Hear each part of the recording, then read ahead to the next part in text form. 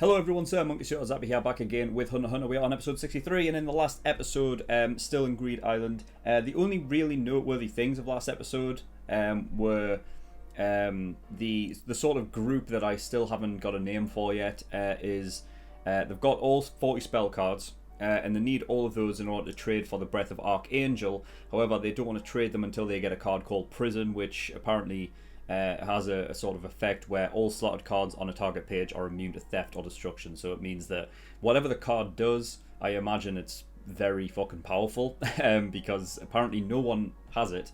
So I assume an NPC has it available for trade, and yeah, whatever it does. I have images in my head. I have visions of this Breath of Archangel being something that can be used to terrible effect, which is another reason why I don't trust these lot. So yeah, that was one of the noteworthy things. And the other one is that we got the name of the little girl, who isn't actually a little girl, who's been following around Kilowatt and Gun, Biscuit Kruger. So that's a that's a great name, isn't it? Biscuit, awesome. So yeah, she's like sort of taking up the role of their sort of teacher, I suppose.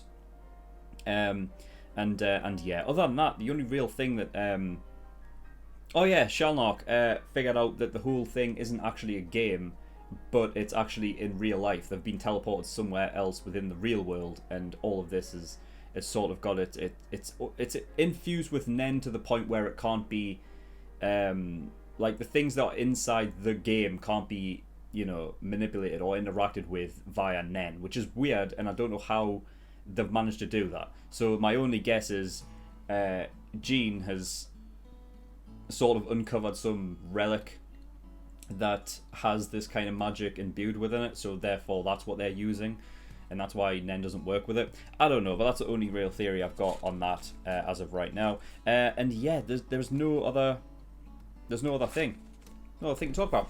So yeah, we're gonna get in episode 63 and see what we get. So without further ado, let's go.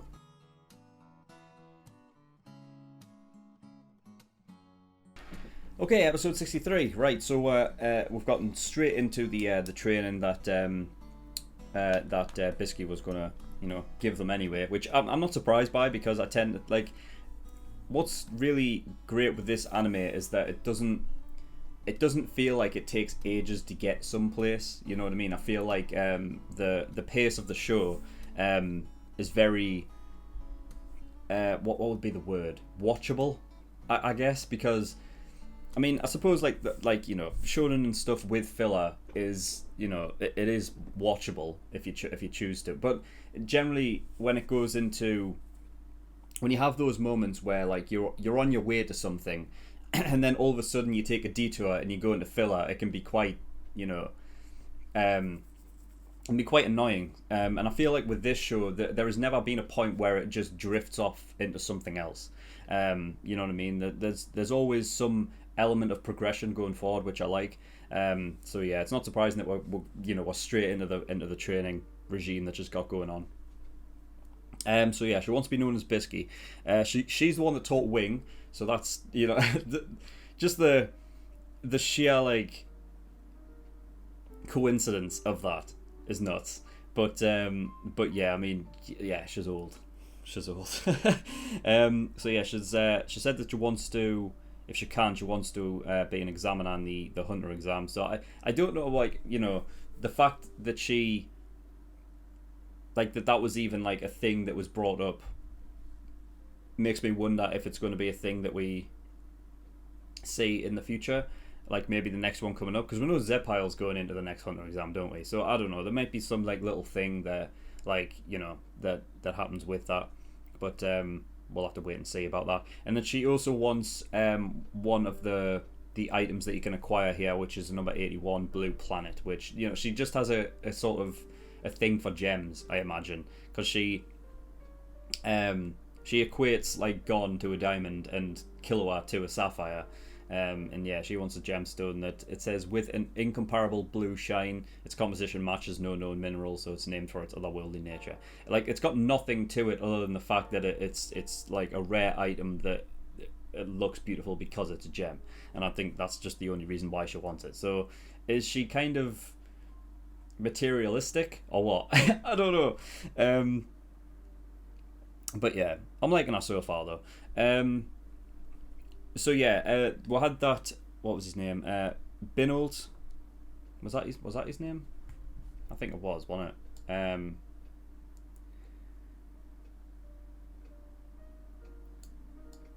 just need to make sure because I did write it down, but I just want to make sure that I did get it right. Yeah, it was Binold San. Yeah, so Binold. Yeah. I was calling him Edward Scissorhands before his name was actually brought up. So yeah, he was a bounty hunter, but he's also a murderer as well.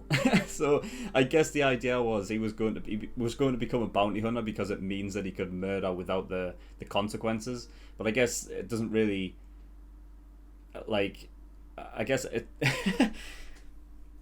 It's interesting. If he became a bounty hunter, right, just so he could do that, which is what I'm guessing the reason why he wanted to do it, then he kind of just offset it, and by killing other people as well, I suppose, because he said he would have to turn himself in because he's a murderer as well, right? So yeah, whatever then. But yeah, so we've got like a little bit of backstory including here. I think the only reason why he was there, it's almost like it's a bit, it's a bit shocking because they used him as a tool. Like, not only was he a tool for training purposes, but also like a tool to like attribute Gun's pure nature to the story as his like sort of his development as a character. So he was like a tool in every sense of the word, and he was a pair of scissors. So I guess in that regard, he's a tool as well. So yeah. But he's going to turn himself in, so yeah. How does he get the eating hair and like tell everything about them thing? How does that work? That can't be a Nen thing. How? How? I don't know what. Nah, I don't know what that could possibly like. I don't know what that could possibly mean. I was gonna go. Oh, I don't. Do I really want to do this? Go back and look at fucking like the different thingies of Nen. I just don't.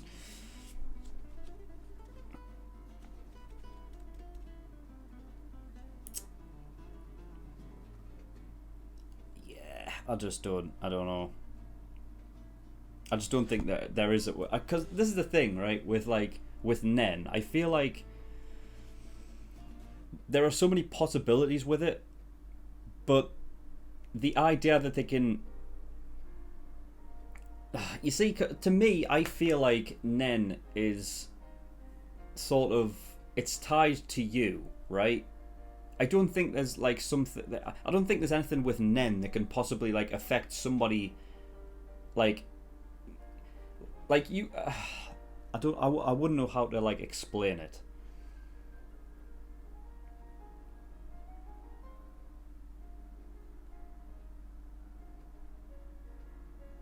I wouldn't know how to explain it. Like I don't know how there would be a class that is in Nen that could take the, even if like the hair, even if like what he's doing is he's eating it, and really what he's saying is like he's eating the hair, but really what he's doing is like, getting like the aura from the hair, and that is what he's and therefore that's how he knows. But I would have to imagine that's what it is, because otherwise I don't understand how that works. I don't have any bearing on how that would possibly work, other than if it was to deal with aura. But then I don't think if you cut off, like, like, for example, right, when Hisoka had his arm cut off, right, I don't think that that arm had any aura in it. I don't think that's how it works, right?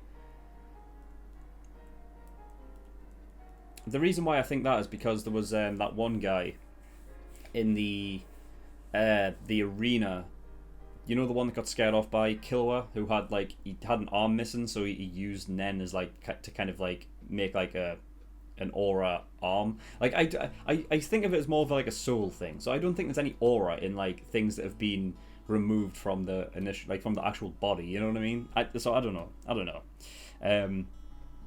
It didn't explain it, so I have no idea. And I don't think it is going to explain it, unless there's like something similar down the line that you can kind of attribute, and maybe that's how it worked with Binold, but I don't know. I just thought it was fucking weird though.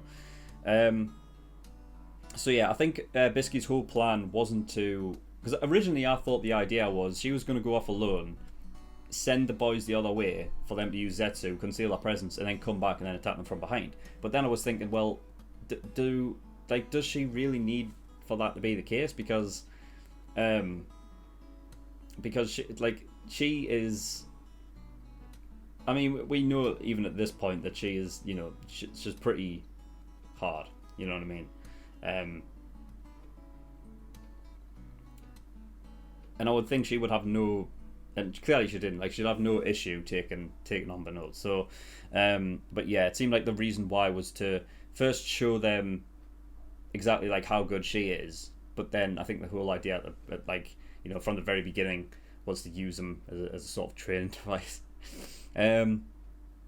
So yeah, she knows Jing, as famous. I don't know if she's like ever met him before. I mean, she is old enough to you see, I don't know, like, how old is Jing? That's the thing, because I feel like maybe Bisky might be older than Jing. I don't know though.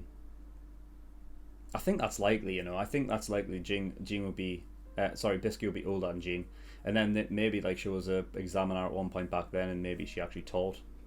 Or was an examiner when Jim was doing it, but I don't know, maybe not. But yeah, I mean, the way she said, because he's famous, I'm more inclined to believe that she hasn't met him before. But she did say that he was, who was it? Fucking, God, what was it? It's on the tip of my tongue. Fuck, what's his name? The guy he was the fucking thing at the bloody exam, man, wasn't he? Oh no, it's on the tip of my tongue. I hate it when this happens. Begins with a fucking N. Why can't I remember it? No, he was on those fucking. He had that game with Gon and Killua, man. On the blimp thing. I can't remember it. Oh, you guys know who I mean. The fucking old guy who was the chief fucking examiner at the bloody Hunter exam. Nah, it's not coming to me. I know I'll get it, after the video's over, and I'll be like, that's what it fucking was. Anyway, yeah, so he had claimed that Jean was actually in the top 5 Nen users, ever. So that's pretty that's quite, I mean, it's not surprising considering how famous he is, but it's interesting that he was in top 5 and he wasn't named, top, which I feel like Jing is this sort of this guy who's at the very fucking top, and he's the most famous person around, and then they're I kind of had this image maybe that he would be top, but it doesn't seem that way. And it'll be interesting to see if we'll actually get any insight on any of the other Nen users that were in the top 5 as well, or that were even maybe would surpass Jing in terms of Nen.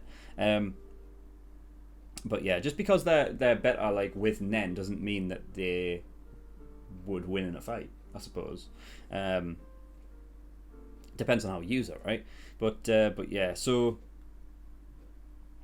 yeah, I like the fact that Gon wanted to use the time wisely instead of just having it done in a day and then be like, right, that's it. It's sort of it's good because it shows the intent and the sort of the thought process that each of the characters want, deal with things or see them as. Killua was he saw it as a challenge to take him out as quickly as possible, and then it's on to the next thing, whereas Gon's no, let's make use of the time, and because this is training anyway. If we keep doing this, then we're just going to get better, and it's going to be beneficial for us. And it's that's cool. Also, the use of tactics was great. Smashing through the rock and stuff to completely blind them, so that you can come out of the way. Making a rock forest so that they could hide behind all the different rocks and stuff while using Zetsu and things. Using a rock as a shield, you know what I mean? It's great. It became a real game of rock, paper, scissors. Except I guess there wasn't any paper involved. But yeah, rock did beat scissors in the end. So good. Yeah, so Bisky pointed out that the pure nature could be Gon's undoing, and at some point it may happen that way. I mean, I've had this sort of thought in the back of my mind for a long time now that he's so happy-go-lucky that it's a bit off-putting in a way, and I've said this before. It's something that actually hasn't. I'm actually surprised that I feel like it hasn't been the case for quite a while actually, where I've seen go and be that way inclined, because I feel like during the whole like Phantom Troop arc, it wasn't something that popped up a lot. I don't think, if I can recall. I felt like the last time I truly saw it happen was when they were doing the well, first of all, it was the end of the Hunter exam arc, maybe, and then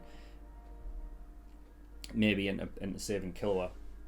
But yeah, I mean, it has like cropped up again and again, like this, the way Gon is about being happy-go-lucky and stuff, and how it's just a bit off-putting, and it doesn't seem quite natural in a way, and that maybe it's a, like, maybe he's a bit too happy-go-lucky, and then therefore that's something that will end up fucking him over later on. We'll just have to wait and see if that is the case, but I just find it interesting that she did bring it up, so it makes me think that it probably will. So yeah, we'll have to keep an eye out on that. Digging in a straight line to the city, that's nuts. I was like that's gonna take fucking months. That's gonna take, like, you know what I mean? Like, it says without doing that it takes you 3 hours to get there, right? Now dig. Like, that's ridiculous. Little did I think that, you know, using aura with it.